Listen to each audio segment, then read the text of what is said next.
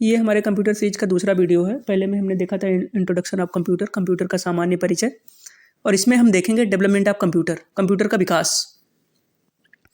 कि एक अबेकस से शुरू होके, जो कि गिनती करने का एक यंत्र था, बिल्कुल बेहद आसान सा, सिंपल सा, वहाँ से लेके और आज कंप्यूटर ने कितनी प्रगति कर ली है कि लगभग हर क्षेत्र में उसका ब्रॉडर लेवल पे यूज हो रहा है। तो ये कैसे कैसे हुआ, इसके बारे में हम स्टडी करेंगे कि किन किन चरणों में कंप्यूटर का विकास हुआ। इसमें बहुत ज़्यादा कंसेप्ट जानने के लिए है नहीं इस वीडियो में, फैक्ट ही है ज़्यादातर। और ये वीडियो आप 2 से 3 बार अगर सुन ही लेंगे तो वो हमेशा के लिए याद हो जाएंगे वो फैक्ट, इतने भी कठिन नहीं है याद करने। फिर इस टॉपिक से कंप्यूटर का कोई भी सवाल अगर आता है तो आपसे मिस नहीं होगा। हमने पहले ही डिस्कस कर रखा कि पूरे कंप्यूटर को जो कॉम्पिटिटिव एग्जाम में आते हैं उस दृष्टि से इंपॉर्टेंट जितने भी टॉपिक हैं उसको 10 वीडियोज़ में हम कवर कर लेंगे। और उसको देखने के बाद आपको कोई भी कन्फ्यूजन रहेगा नहीं थ्योरेटिकल पार्ट में कंप्यूटर के, जो कॉम्पिटिटिव एग्जाम में पूछे जाते हैं। तो चलिए शुरू करते हैं। डेवलपमेंट ऑफ कंप्यूटर, कंप्यूटर का विकास। कंप्यूटर सबसे पहले एबेकस से शुरू हुआ, जो कि लकड़ी का बना हुआ था और गिनती सिखाने में यूजफुल था। मतलब जोड़ना हो या घटाना हो, ये 2 काम इससे हो सकते थे। तो वहाँ से शुरू होकर और कहाँ तक पहुँच गया, हाई स्पीड माइक्रो प्रोसेसर तक, सुपर कंप्यूटर बन गया, artificial intelligence, internet of things. Internet of things में ये सब हो गया, जैसे फ़ैन वगैरह जो ऑटोमेटिक बंद होने वाला जो सिस्टम आ गया है। कि पहले वीडियो में हमने देखा था कि इलेक्ट्रॉनिक डिवाइसेज जो होती हैं उनमें डिसीजन मेकिंग क्षमता होती है, तो IoT का इस्तेमाल करके ही वो चीज़ डेवलप की गई है। और बहुत सारी चीज़ें, मतलब कितना ज़्यादा चेंज आ गया। शुरू में जो कंप्यूटर है क्या, बेसिकली कोई भी ऐसा यंत्र जो हमारे काम को आसान बनाए। अब वर्तमान परिभाषा के अनुसार वो इलेक्ट्रॉनिक मशीन होनी चाहिए, पर शुरू में जब कंप्यूटर का विकास वाला फेज था तो वहाँ पे पहले मैकेनिकल यंत्र थे सारे, उसके बाद में इलेक्ट्रोमैकेनिकल आए और उसके बाद में धीरे धीरे विकास का क्रम बढ़ता गया, तब हम इलेक्ट्रॉनिक कंप्यूटर या इलेक्ट्रॉनिक मशीन की तरफ बढ़ पाए। तो अब हिस्ट्री ऑफ कंप्यूटर पे पहुंचते हैं। सबसे पहला अबेकस जो आप देख रहे हैं, ये जो पिक्चर देख रहे हैं ना, ऐसे ही होता था अबेकस। पहले प्राइमरी स्कूलों में इसको देते थे बच्चों को गिनती सिखाने के लिए। अब तो मोबाइल फ़ोन का ज़माना हो गया तो ये सब नहीं है। हम लोग जब छोटे छोटे थे तो अबेकस हमने देखा है स्कूल में, प्राइमरी स्कूल में। तो अबेकस यूज किस लिए किया जाता था, इसे काउंटिंग एंड अर्थमेटिकल कैलकुलेशन, तो अंकगणितीय गणनाओं के लिए इसका अबेकस का यूज़ किया जाता था। और ये ध्यान रखेंगे कि इसको आज से 2000 से 3000 ईसा पूर्व ही इसका आविष्कार हो गया था। कहाँ पे, चाइना में, अबेकस का। कि जो चाइना कंट्री है, ध्यान रखेंगे अबेकस का आविष्कार यहीं पे हुआ, नहीं तो कोई कि जापान, साउथ कोरिया ये सब दे देते हैं और कंफ्यूज करते हैं। तो अबेकस कंप्यूटर की हिस्ट्री में सबसे पहला ऐसा यंत्र था जो आया उस रास्ते में कंप्यूटर के विकास के क्रम में, और चाइना में इसका विकास हुआ था और काउंटिंग में इसका इस्तेमाल किया जाता था। दूसरा फिर आया पास्कल कंप्यूटर, पास्कलाइन भी कहते हैं इसको। ये एक मैकेनिकल मशीन थी। ध्यान रहे ये सारे कंप्यूटर, पास्कल कैलकुलेटर नाम है इसका। ये कंप्यूटर के डेवलपमेंट फेज के शुरुआती मशीनें हैं जो जिससे आगे बढ़ते बढ़ते फिर हम कंप्यूटर के एरा तक पहुँचे। तो ये बेसिकली कंप्यूटर नहीं है, लेकिन कंप्यूटर के डेवलपमेंट में इनका कहीं ना कहीं थोड़ा मोड़ा योगदान जरूर रहा है। तो पास्कल कैलकुलेटर, इसको पास्कलाइन भी कहते हैं, ये पहला मैकेनिकल मशीन था या मैकेनिकल कैलकुलेटर था। इसको इन्वेंट किया था एक फ्रेंच मैथमेटिशियन ने, ब्लेज पास्कल नाम था उनका, बड़ा पॉपुलर नाम है ये। 1645 में इन्होंने बनाया था इसको। इन्हीं के नाम पे आगे पास्कल एक प्रोग्रामिंग लैंग्वेज भी विकसित की गई है, जो प्रोग्रामिंग लैंग्वेज वाले टॉपिक में हम देखेंगे उसको। तो 1645 में ब्लेज पास्कल जी ने बनाया पास्कल कैलकुलेटर, जिसको कहते हैं पास्कलाइन। तो अबेकस के बाद ये कंप्यूटर सीरीज में दूसरी ऐसी मशीन थी जो उसके डेवलपमेंट क्रम में आई और आगे कुछ ना कुछ ज़रूर इसने योगदान दिया कंप्यूटर के विकास में, या उस फेज को आगे बढ़ाया एटलीस्ट। और इससे 2 चीज़ें हो सकती थी, जोड़ और घटाव। इसको एडिंग मशीन भी इसीलिए कहते थे, किसको, पास्कल कैलकुलेटर को। तो अबेकस, उसके बाद पास्कल कैलकुलेटर हो गया डेवलपमेंट ऑफ कंप्यूटर इस फेज में। फिर इसी क्रम में एक था ऑटोमेटिक वीविंग मशीन। एक जोसेफ मैरी जैकवेट साहब थे, तो उन्होंने एक ऐसी कपड़े बुनने वाली मशीन बनाई थी जो सूतों का काटना खुद ही कंट्रोल कर सकता था। एक पंच कार्ड था, उसी की हेल्प से। तो ये बना था किसके, ब्लेज पास्कल के, पास्कलाइन के बाद में, या जिसको पास्कल कैलकुलेटर कहते हैं, उसके बाद में फिर ऑटोमेटिक वीविंग मशीन बनाई किसने, जोसेफ मैरी जैकवेट ने। और ये मैकेनिकल मशीनें थी ये सारी, ध्यान रहे। अभी हम कंप्यूटर के मेन फेज या इलेक्ट्रॉनिक मशीन तक नहीं पहुँचे हैं। तो ये क्लॉथ वीविंग यानी कपड़े की जो बुनाई है उसको कंट्रोल कर सकती थी, कौन, ऑटोमेटिक वीविंग मशीन। फिर उसके बाद में बड़ा मील का पत्थर जिसको कहते हैं कंप्यूटर क्रम में, वो बनाया एनालिटिकल इंजन और डिफरेंस इंजन। इन दोनों चीज़ों को बनाया चार्ल्स बेबेज साहब ने 1820 में, और ये लगे रहे इन्हीं के, इसी एनालिटिकल इंजन और डिफरेंस इंजन के आधार पे, इसी कंसेप्ट के आधार पे पहले इलेक्ट्रॉनिक कंप्यूटर का डिज़ाइन बनाया गया था। वो प्रोटोटाइप जो पहले इलेक्ट्रॉनिक कंप्यूटर का बना था, उसके सूत्रधार यही चार्ल्स बेबेज जी थे। तो इसलिए इन्हें कंप्यूटर के फादर ऑफ कंप्यूटर के नाम से भी नवाजा गया है। तो पहला फर्स्ट इसमें लिखा भी है मैंने, first computer prototype was made on the basis of concept of Charles Babbage. इन्होंने जो कंसेप्ट इन्होंने इन्वेंट किया था उसी बेसिस पे पहला कंप्यूटर प्रोटोटाइप डिजाइन किया गया था। अल्दो इनके जीवन काल में वो संभव ना हो सका, लेकिन इन्हीं के मॉडल को ही फॉलो करके वो बनाया गया था पहला कंप्यूटर का प्रोटोटाइप। तो इसीलिए इन्हें फादर ऑफ कंप्यूटर भी कहते हैं, चार्ल्स बेबेज जी को। और ये ध्यान रहे, ये भी कभी कभी पूछ लिया जाता है, जैसे कहीं रहे फादर ऑफ कंप्यूटर तो वो तो चार्ल्स बेबेज है निर्विवाद रूप से। कई फादर ऑफ मॉडर्न कंप्यूटर पूछते हैं, वहाँ अगर एलन ट्यूरिंग ऑप्शन नहीं है और चार्ल्स बेबेज है तो भी चार्ल्स बेबेज ही लगाएंगे। और रियल में father of modern computer Alan Turing को कहा जाता है। इनके नाम से ट्यूरिंग अवार्ड भी कंप्यूटिंग में दिया जाता है, जो कंप्यूटिंग के क्षेत्र का सबसे हाई अवार्ड है, हाईएस्ट। अब इसके बाद में देख लेते हैं फादर ऑफ कंप्यूटर के बाद में फादर ऑफ कंप्यूटर कौन, चार्ल्स बेबेज, और father of modern computer Alan Turing. ये दोनों चीज़ें याद रखेंगे। फर्स्ट प्रोग्रामर, ये आज जो भी कंप्यूटर में जो हम उसे इंस्ट्रक्शन जो भी मतलब हमें अपना काम करवाना होता है कंप्यूटर से, या तो पहले वेल डिफाइंड इंस्ट्रक्शन होते हैं, वो प्रोग्राम होते हैं बेसिकली। तो वो प्रोग्राम पहली बार प्रोग्राम की जो संकल्पना थी उसको बनाने में बड़ा योगदान रहा लेडी लवलेस का। लेडी लेवलेस जो है, ये इन्होंने पहला प्रोग्राम डेमोन्स्ट्रेशन बनाया था। और जॉन वान न्यूमैन का बाद उसके बाद में नाम आता है कंप्यूटर के विकास के क्रम में। इन्होंने मॉडर्न कंप्यूटर के डेवलपमेंट में बहुत ज़्यादा योगदान दिया है, जॉन वान न्यूमैन साहब ने। ये मैथमेटिशियन थे और कंप्यूटर साइंटिस्ट भी थे। तो फर्स्ट प्रोग्रामर अगर पूछे तो लेडी लेवलेस नाम था उनका, वो पहली प्रोग्रामर थी कंप्यूटर के युग की, ये याद रखेंगे। आगे बढ़ते हैं इस विकास क्रम में। फिर punch card, Hollerith, column code और टेबुलेटिंग मशीन, ये 3-4 चीज़ें थी जिन्हें बनाया हरमन होलेरिथ ने 1890 में। ये क्रम चल रहा है वो कंप्यूटर के विकास का क्रम, ध्यान रखेंगे। उसके बाद में पहला इलेक्ट्रॉनिक कंप्यूटर आया। अभी तक जो हम मशीनें पढ़ रहे थे वो या तो मैकेनिकल थी या इलेक्ट्रोमैकेनिकल थी, कोई इलेक्ट्रॉनिक नहीं थी। इलेक्ट्रॉनिक और इलेक्ट्रिकल में क्या अंतर होता है पहले वीडियो में हमने चर्चा कर ली है, आप उसे ज़रूर देखें। तो पहला इलेक्ट्रॉनिक कंप्यूटर, जो मॉडर्न कंप्यूटर है, इलेक्ट्रॉनिक मशीन्स जिनको कहा जाता है, तो उस तरह का पहला यंत्र या मशीन जो बनाया गया वो पहली बार बनाया गया था 1946 में। नाम इसका था एनिएक, और इसे फर्स्ट इलेक्ट्रॉनिक कंप्यूटर के तमगे से नवाजा गया, कह लीजिए कि पहला इलेक्ट्रॉनिक कंप्यूटर यही था। और इसका नाम था electronic numerical integrated and calculator. ये सेकेंड वर्ल्ड वार जो था उसमें बहुत व्यापक इस्तेमाल इसका हुआ था। 1946 में आविष्कार इसका किया गया था, तो कई सारे कामों में सेकेंड वर्ल्ड वार में इसका बहुत ब्रॉडर लेवल पे इस्तेमाल हुआ। और जेपी इकर्ट और जॉन मुचली या मोस्ले ऐसे कहते हैं इनको, इन्होंने मिलकर इसको बनाया था 1946 में। ये प्रोनाउंसिएशन देख लेना आप, जॉन मुचली। तो जेपी इकर्ट और जॉन मुचली ने बनाया इसे 1946 में। इसके पहले 1946 से जो एनिएक आया, इसके पहले मार्क 1 एक बनाया गया था, एच आइकन ने 1942 में बनाया था। तो ये जो मॉडर्न कंप्यूटर है इसका प्रोटोटाइप इसी मार्क 1 पर ही आधारित है, जो बनाया था 1942 में। तो मॉडर्न कंप्यूटर के डेवलपमेंट में इस मार्क 1 ने भी बहुत बड़ा योगदान दिया है। अब आते हैं एडसेक के पास। तो एडसेक ये पहला ऐसा कंप्यूटर था जो स्टोर्ड प्रोग्राम पर बेस्ड था, इस कंसेप्ट पे कि कंप्यूटर के भीतर कुछ मेमोरी इंस्टॉल की जाए जिसमें प्रोग्राम खुद स्टोर कर सके। तो उस आधार पर उस कंसेप्ट पे बना पहला कंप्यूटर था एडसेक, ये ध्यान रखेंगे। और कैम्ब्रिज यूनिवर्सिटी में इसका डेवलपमेंट हुआ था। और इसमें जो मैंने लिखा है डिस्क्रिप्शन में, या पढ़ते भी चलेंगे तो और आसान हो जाएगा, या इसको स्क्रीनशॉट इसकी ले लीजिएगा, उसके बाद में बढ़ सकते हैं। तो ये पहले कंप्यूटर प्रोग्राम के इक्विवेलेंट था, और इसमें मेमोरी वगैरह सेट की गई थी एडसेक में, कि वो कंप्यूटर के मतलब इंस्ट्रक्शंस को और प्रोग्राम्स को स्टोर कर सके विद इन द कंप्यूटर। तो first computer which was capable of storing data and instructions in the memory, concept developed by von Neumann. तो ये एडसेक वाला जो कंसेप्ट था सबसे पहले दिया गया था वॉन न्यूमैन का द्वारा। मॉडर्न कंप्यूटर में के ओवरऑल डेवलपमेंट में वॉन न्यूमैन का बहुत बड़ा योगदान था। आगे चलते हैं, बहुत इंपॉर्टेंट है, इसको याद रखेंगे।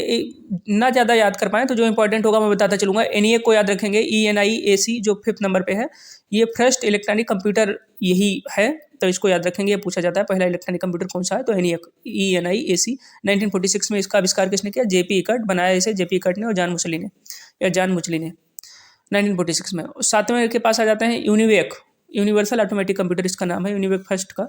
ये पहला कंप्यूटर है जो कमर्शियल पर्पज के लिए अवेलेबल हुआ था, और जो पहली पीढ़ी के कंप्यूटर आए उसके लक्षण इसमें मिलते थे, मतलब उससे काफ़ी मिलता जुलता था। तो पहली पीढ़ी के कंप्यूटर का भी एक एग्जांपल है, और ये पहला ऐसा कंप्यूटर था यूनिवेक फर्स्ट, यानी कि यूनिवर्सल ऑटोमेटिक कंप्यूटर फर्स्ट, कि जो कि कमर्शियल पर्पज से मार्केट में उतारा गया और लोगों को अवेलेबल हुआ। और पहली पीढ़ी के काफ़ी सारा मतलब गुण इससे मिलते थे। लोगों को क्या अवेलेबल हुआ, उस जमाने के कंप्यूटर बहुत बड़े बड़े हुआ करते थे, तो बड़े बड़े ऑर्गेनाइजेशन के पास ही होते थे, लेकिन कमर्शियल पर्पज से यूज होने वाला पहला कंप्यूटर यूनिवेक ही था। और पहला इलेक्ट्रॉनिक कंप्यूटर कौन था? ENIAC, ENIAC।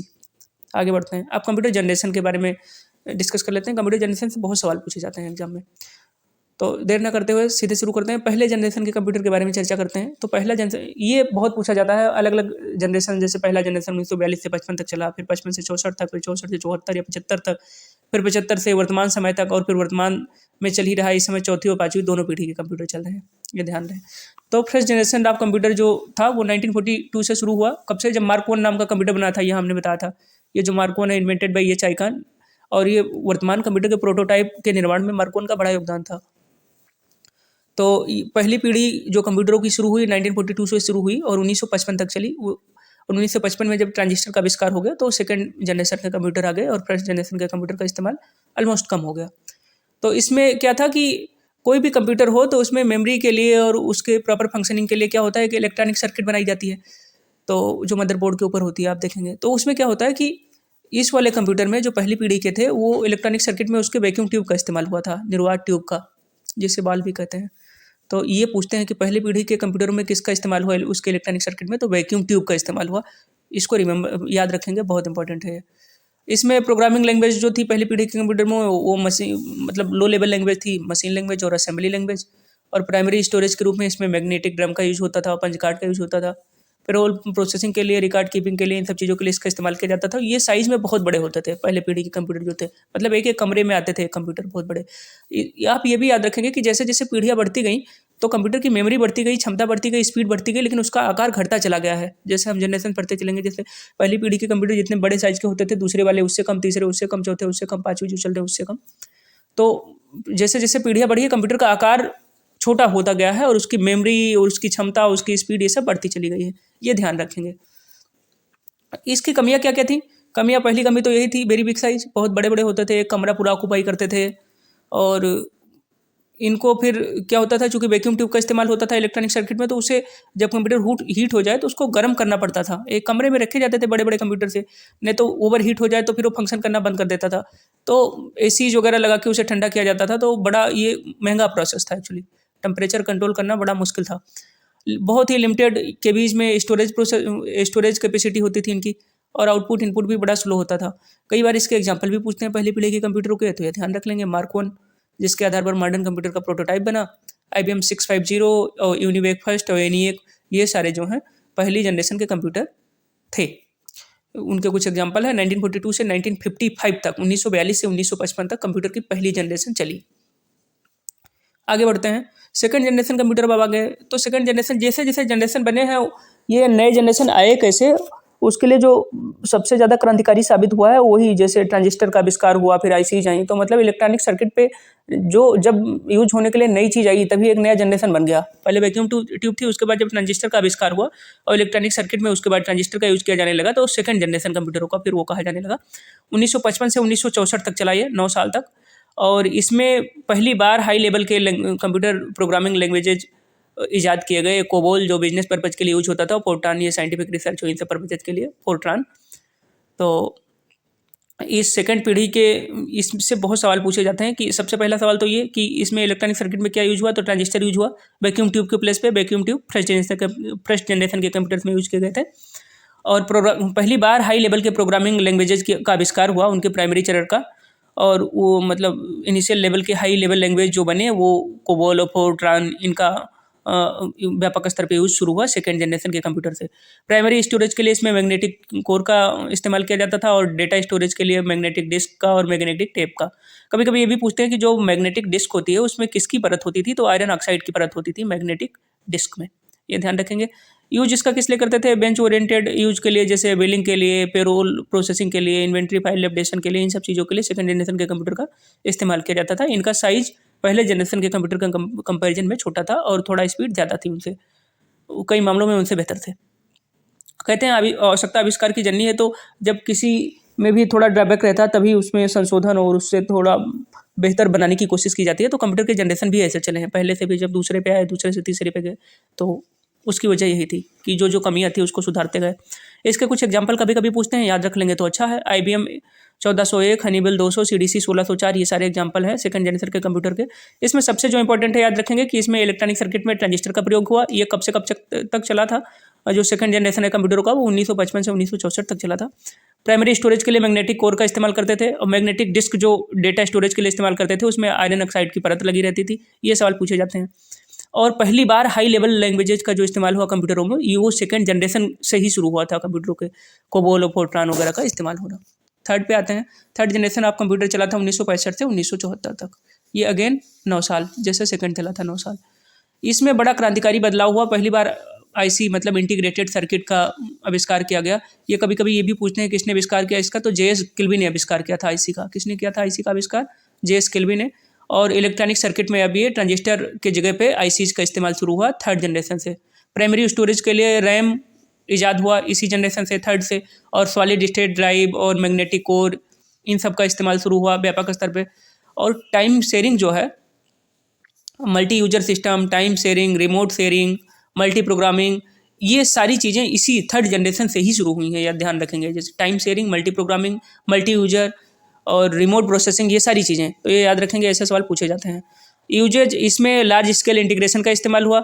आगे चल के आप एलएसआई पढ़ेंगे तो एलएसआई का इस्तेमाल मतलब एलएसआई ये होता था कि बहुत मल्टीपल चिप्स एक आईसी एक ही जगह पे यूज़ किए जाते थे प्रोसेसिंग में, फिर वो प्रोसेसिंग की स्पीड को तेज़ कर देते थे। तो एलएसआई का इस्तेमाल इसी पीढ़ी से शुरू हुआ था, थर्ड जनरेशन ऑफ कंप्यूटर से। इसका यूज फिर क्रेडिट कार्ड की बिलिंग के लिए, वेदर फोरकास्टिंग के लिए, इन सब चीज़ों के लिए इसका यूज होने लगा। और एग्जांपल कुछ एक थर्ड जनरेशन के कंप्यूटर का है, IBM 360, NCR 395, इन सब ये सारे एग्जांपल हैं किसके? थर्ड जनरेशन ऑफ कंप्यूटर के। ये ध्यान रखेंगे। अच्छा, इसी जनरेशन में ये भी हुआ कि हार्डवेयर और सॉफ्टवेयर अलग अलग मिलने शुरू हुए। पहले दूसरे जनरेशन में क्या होता था कि एक सिस्टम में पहले ही सॉफ्टवेयर सेट होता था तो उसका इस्तेमाल वही किया जा सकता था। अब इसमें क्या हुआ कि हार्डवेयर और सॉफ्टवेयर अलग अलग मिलने लगे तो उससे सिस्टम इंडिपेंडेंट हो पाया, वो प्रोग्रामिंग लैंग्वेज और सॉफ्टवेयर ये सारा, कि यूजर के पास हार्डवेयर कोई अलग है, कंप्यूटर कोई अलग है, तो सॉफ्टवेयर अलग से भी ले सकता है वो। ये इन सब चीज़ों की शुरुआत इसी पीढ़ी के कंप्यूटरों से हुई थी। किससे? थर्ड जनरेशन ऑफ कंप्यूटर से। ये ध्यान रखेंगे। ये जो स्क्रीन शॉट है इसका ले लेंगे अगर आप तो और हेल्पफुल होगा, इसको पढ़ लेंगे। फिर फोर्थ जनरेशन के पास आते हैं तो ये चला था 1975 से शुरू हुआ है और अब तक चल रहा है। जैसे इंडिया में 4G भी अभी चल रहा है और अभी भी 3G बहुत बहुत जगह चलता है आउटर जगहों पे जहाँ नेटवर्क कम है। तो वैसे अब तो फिफ्थ जनरेशन कंप्यूटर का चल रहा है, लेकिन अभी फोर्थ जनरेशन के भी कंप्यूटर चल रहे हैं। तो 1975 से शुरू हुआ था और अब तक चल रहा है ये कंप्यूटर की चौथी पीढ़ी। इसमें VLSI का इस्तेमाल शुरू हुआ। थर्ड जनरेशन में क्या था कि आईसी का इस्तेमाल शुरू हुआ था, LSI, और इसमें VLSI शुरू हुआ, very large scale integration. Ultra LSI भी शुरू हुआ लेकिन वो फिफ्थ जनरेशन में कहा जाता है। तो इसमें VLSI का इस्तेमाल फोर्थ जनरेशन में शुरू हुआ और इसमें फिर माइक्रो प्रोसेसरों का आविष्कार किया गया। तो उससे छोटे छोटे कंप्यूटर बनने लगे कि छोटे छोटे प्रोसेसर आए, उसके बाद में उनकी स्पीड वगैरह कैलकुलेशन स्पीड बहुत हाई हो गई। तो इन सब चीज़ों की जो शुरुआत थी ये इसी चौथे पीढ़ी से हुई थी। और इसमें मेमोरी जो पहले magnetic disk, magnetic tape, magnetic core, इन सब चीज़ों का इस्तेमाल किया जाता था, आज मेमोरी उसको रिप्लेस कर दिया इसमें सेमी कंडक्टर मेमोरी ने। जैसे पेन ड्राइव आ गया और ऐसी सेमी कंडक्टर मेमोरीज आ गई किसमें? चौथी जनरेशन में। और रैम की कैपेबिलिटी बढ़ाई गई तो उससे क्या हुआ कि प्रोसेसिंग काफ़ी तेज़ हो गया, टाइम सेव हुआ उससे। और उसके बाद में ग्राफिकल यूजर इंटरफेस, माउस वगैरह का आविष्कार हुआ और तरह तरह के पेरिफेरल बनाए गए इसी जनरेशन के कंप्यूटर के लिए, जिन्होंने प्रोसेसिंग को बहुत ज़्यादा आसान बना दिया और उसके बाद में कंप्यूटर के ब्रॉडर लेवल पे यूज़ को भी आसान बनाया। MS-DOS, MS Windows, Apple Mac OS operating system, C language और हाई लेवल लैंग्वेज को स्टैंडर्ड करना कि वो सिस्टम को प्रोग्राम इंडिपेंडेंट बनाया जा सके, ये सारी चीज़ें इसी चौथे जनरेशन में हुई हैं। इसी जनरेशन में ये शुरू हुआ कि नेटवर्क टेक्नोलॉजी से अलग अलग कंप्यूटरों को आपस में जोड़ा गया, जिससे एक नेटवर्क बना और फिर आगे इसी ने लीड किया किसके आविष्कार का? इंटरनेट के आविष्कार का। चौथे मतलब 1975 का दौर था वो, जब चौथे जनरेशन के कंप्यूटरों की शुरुआत हुई थी। तो उस दौर में ये सारी चीज़ें हुई हैं। अब आगे चलते हैं, पाँचवें जनरेशन के कंप्यूटर के बारे में देखते हैं। तो इसमें इलेक्ट्रॉनिक सर्किट में किसका इस्तेमाल हुआ? अल्ट्रा लार्ज स्केल इंटीग्रेशन का, ULSI जिसको कहते हैं। इसमें एक सिंगल चिप में ही करोड़ों मतलब मोर देन मिलियंस कैलकुलेशन हो सकते थे। और CD डिस्क का आविष्कार हुआ इसी में स्टोरेज के लिए। और ऑप्टिकल डिस्क भी स्टोरेज के लिए प्रयोग की जाने लगी है। इसमें फिफ्थ जनरेशन का टाइम क्या है? अभी चल रहा है प्रेजेंट टाइम में, वो फिफ्थ जनरेशन के कंप्यूटर चल रहे हैं। Email, world wide web, internet, easy programming, artificial intelligence, IoT, portable PC, desktop, laptop, इन सबका आविष्कार विकास जो भी हुआ ब्रॉडर लेवल पे, वो पाँचवीं पीढ़ी की ही देन है, पाँचवीं पीढ़ी के कंप्यूटरों की। अब आ जाते हैं, अब ये पाँचों पीढ़ियाँ कंप्लीट हो गई, तो इसको आप पॉज करके देख लेंगे या इसके स्क्रीनशॉट भी ले लीजिए और एक दो बार सुनेंगे तो आपको ये चीज़ें याद हो जाएंगी। यहीं से सवाल बनते हैं। तो स्पेशल पर्पज और जनरल पर्पज कंप्यूटर क्या होते हैं, हम नीचे देखते हैं। स्पेशल पर्पज की ऐसे कंप्यूटर जो किसी स्पेशल पर्पज के लिए बनाए जाएँ। जैसे कैलकुलेटर है, वो क्या है जी, वो कंप्यूटर है, लेकिन उसमें क्या हो, उसमें प्रोग्रामिंग नहीं कर सकते आप, उसमें जो कैलकुलेट करना है चीज़ों को तो वही कर सकते हैं। और जनरल पर्पज कंप्यूटर क्या होता है, जिसमें सब कुछ हो सकता है। जैसे एक एक लैपटॉप होता है, उसको मान लीजिए, तो उसमें आप प्रोग्रामिंग भी कर सकते हैं, उसमें एक्सेल की सीटें भी बन सकती हैं, पीपीटी भी बन सकता है, सब कुछ हो सकता है, तो जनरल पर्पज हो गया।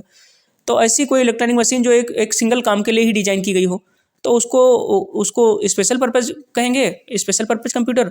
और ऐसे इलेक्ट्रॉनिक मशीन जो सारे काम कर सकें, किसी एक विशेष काम के लिए ना बनाए गए हों, उन्हें कहेंगे जनरल पर्पज़ कंप्यूटर। आगे आते हैं classification of computer on working basis. अब कंप्यूटर का क्लासिफिकेशन देख लेते हैं। तो पहला होता है, जिसका सबसे ज़्यादा इस्तेमाल हो रहा है आजकल, वो है डिजिटल कंप्यूटर। इसमें लिखा भी हुआ है मोस्टली यूज कंप्यूटर। तो इसमें क्या होता है कि डाटा इंडिकेट किया जाता है या डाटा एंटर किया जाता है इलेक्ट्रॉनिक पल्सेज के रूप में, 0 और 1 के फॉर्म में जाता है। आउटपुट जैसे हमने किसी भी तरह का आउटपुट दिया, आवाज़ के फॉर्म में या शब्दों के फॉर्म में, तो जो इनपुट यूनिट है उसको फिर वो 0 और 1 वाले कोड में बदल के इलेक्ट्रॉनिक पल्स के रूप में प्रोसेसर को भेज देता है। तो ये होता है डिजिटल कंप्यूटर के अंदर। तो इसकी विशेषता होती है कि इसकी स्पीड बड़ी फास्ट होती है, एक ही सेकंड में ये करोड़ों कैलकुलेशन कर सकता है। और बाइनरी सिस्टम का इसमें यूज होता है। फॉर एग्जांपल डिजिटल वॉचेस जो आप यूज करते हैं, जो हार्ट बीट भी बताता है, जो आपकी स्पीड भी बताता है, आप इवन स्ट्रेस में है तो बता देता है, वो डिजिटल कंप्यूटर का ही एक एग्जांपल है, एक इलेक्ट्रॉनिक मशीन है वो।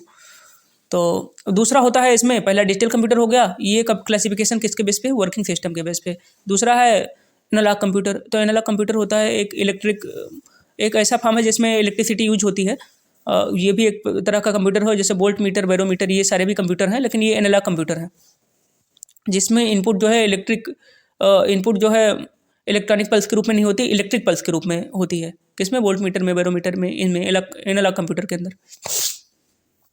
तो वैसी भौतिक राशियों पर कार्य करता है ये, जो लगातार बदलती रहती हैं। जैसे वेदर फोरकास्टिंग में इसका इस्तेमाल होता है, या बैरोमीटर वायुदाब मापता है, तो कैसे कब कब चेंज हो रहा है, या वोल्ट मीटर वोल्ट को मापता है। तो ये एक भौतिक राशियों को कैलकुलेट करने के लिए या उन्हें मेजर करने के लिए इन एनालॉग कंप्यूटरों का इस्तेमाल किया जाता है। सॉरी, हाइब्रिड कंप्यूटर उसके बाद आता है। हाइब्रिड कंप्यूटर की विशेषता है कि इसमें डिजिटल और एनालॉग दोनों के गुण पाए जाते हैं, लेकिन थोड़ा टेक्निकल बात है, वो सीखना है कि इनपुट और आउटपुट तो इनमें एनालॉग फॉर्म में होता है, और जो प्रोसेसिंग होता है वो डिजिटल फॉर्म में होता है।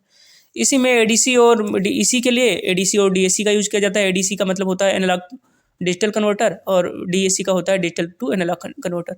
तो पहले इनपुट यूनिट के माध्यम से क्या दिया जाता है, यहाँ इनपुट दिया जाता है, फिर वो इनपुट होता है, हमने देखा जैसे कि इनपुट और आउटपुट दोनों होता है एनालॉग फॉर्म में। तो इनपुट गया एडीसी के माध्यम से, तो एडीसी ने क्या किया कि एनालॉग को डिजिटल में कन्वर्ट करके उसको प्रोसेसर को दे दिया, सीपीयू को। फिर सीपीयू ने प्रोसेस किया डेटा को और उसको इन्फॉर्मेशन बनाया। फिर वो डीएसी के माध्यम से, मतलब उसने क्या किया